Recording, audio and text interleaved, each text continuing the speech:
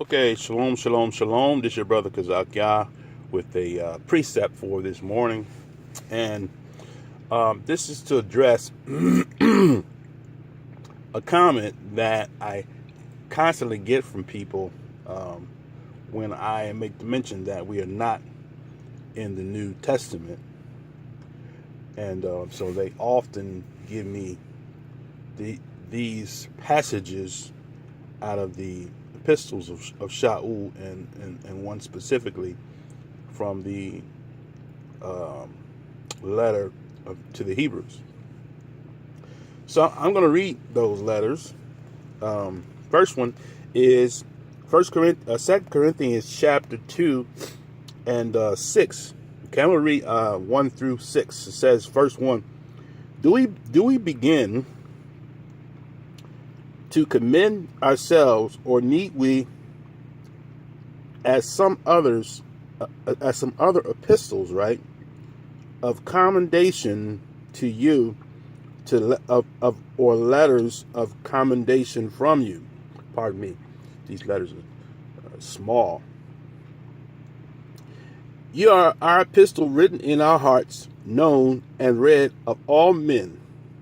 For as much as you are manifestly declared to be the epistles of the Messiah, ministered by us, written not with inks, but with the Spirit of the living Elohim, not in tables of stone, but in fleshly tables of the heart, right? And such trust have we through the Messiah in Elohim Ward. Not that we are sufficient of ourselves to think anything of ourselves, but our sufficiency is of Yah. Here's the kicker here. Who have made us able ministers of the New Testament, not of the letter, but of the Spirit. For the letter killeth, but the Spirit give life, right? But the ministration of death, written and engraved in stones, was glorious, so that the children of Israel could not steadfastly behold the face of Moshe for the glory of his countenance, which glory was to be done away with. Now, how shall not the ministration of the Spirit be rather glorious? For if the ministration of the condemnation be glorious, much more doth the ministration of righteousness succeed glory.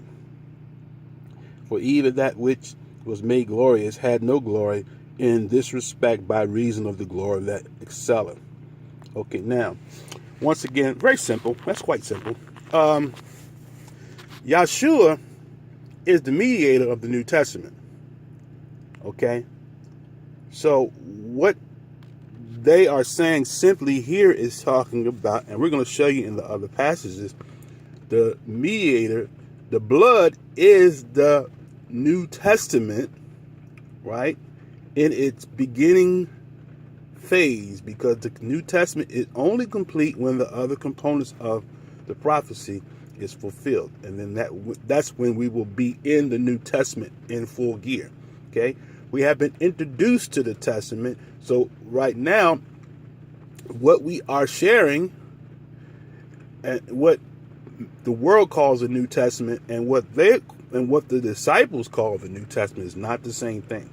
Okay, they're talking about the blood, because when Yahshua was offered, he broke the bread and drank the wine and said, this is the blood in my New Testament, right? Or New Testament or New Covenant, right? So the blood is the entryway, if you will, of the New Testament, which will go in full force during the millennium, right? The key is what he says here. Who have made us, verse 6, to be ministers of the New Testament, not of the letter. See, because every time we see something that Shaul says, we have to go to the book of the law. So what I'm going to do is I'm going to show you what the book of the law says, or what it says in the law, and then it gives a better insight of what Shaul was saying, because every time Shaul says something, like I said, he's always quoting the law. It says in Jeremiah 31:31, behold, the days cometh, say Yah, that I will make a new covenant, right, with the house of Israel, right, and with the house of Judah. So here, the indicator that we're not fully in the New Testament is that the covenant is with the house of Israel and Judah. So the Most High don't lie. So if the Most High said the covenant is with the house of Israel and Judah, then Judah and Israel have to be together as one, right? Not scattered among the nations, together as one. Okay, that's number one. Number two, he says, I will make a new covenant with the house of Israel and with the house of Yehudah, not according to the covenant that I made with them, with their fathers, in the day I took them by the hand, bringing them out of the land of Egypt, which my covenant they broke, right? When did Israel break that covenant?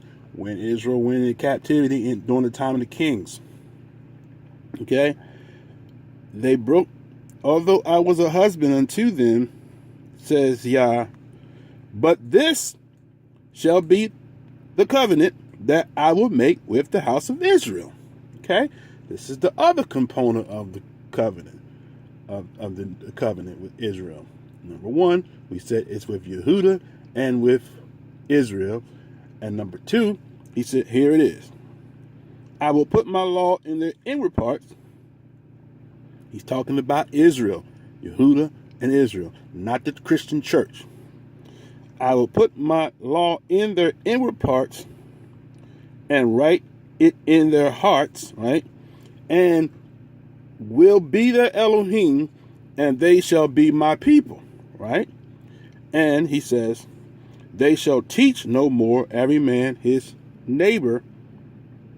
So when that New Testament is in full gear, there will be no need for Israelites to be teaching other Israelites. Because why? He said, every man his brother, saying, know Yah, for they shall all know me, from the least of them unto the greatest of them, says Yah.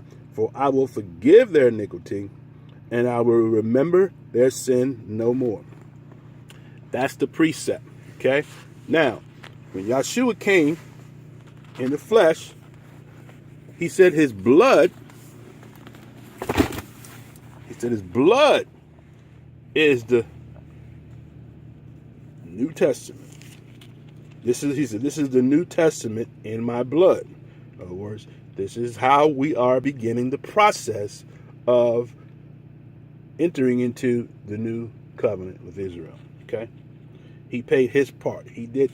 When Yahshua talked to the disciples, he said that he fulfilled all things in the prophets and in the Psalms concerning him.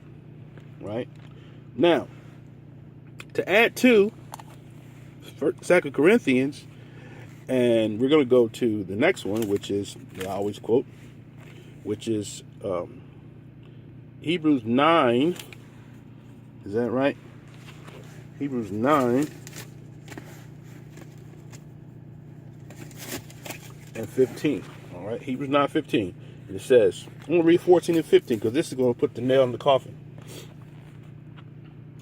It says, how much more shall the blood of the Messiah, right?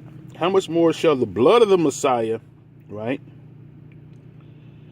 Who through the eternal Spirit, right, offered himself without spot to Elohim, purging your conscience from dead works to serve the living Elohim. Now, what he's talking about is the penalty, the price that Yahshua paid for the original sin. As by one man sin into the world, one man, Yahshua came. He is the last Adam to redeem us from the curse of the original sin of the first man, Adam. Okay. that's another lesson. We'll deal with that another time. So he says he purged their conscience.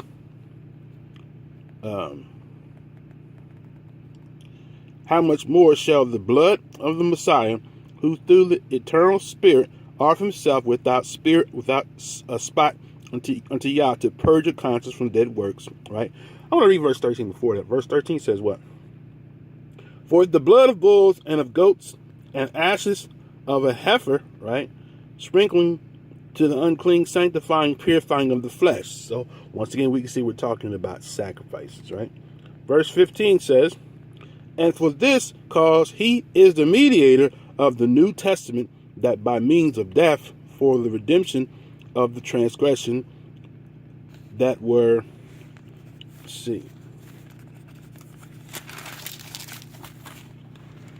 that were under the first testament, they which are called might receive the promise of eternal inheritance. Okay. For where a testament is, there must also be a necessity of the death of the testator. Okay. So now Yahshua did what? He did his part. Okay. Now the next phase of it takes place, as I said, during the millennium. Let me read this last verse here, then I'm gonna close out. Okay. This is Hebrews 12 and 24, and it reads as follows. And Yahshua, the mediator of the new covenant, and to the blood of sprinkling that speaketh better things than that of Abel. Okay. So, once again, make no mistake about it, brothers and sisters. We're not in the New Testament. Okay. We have been introduced to the New Testament.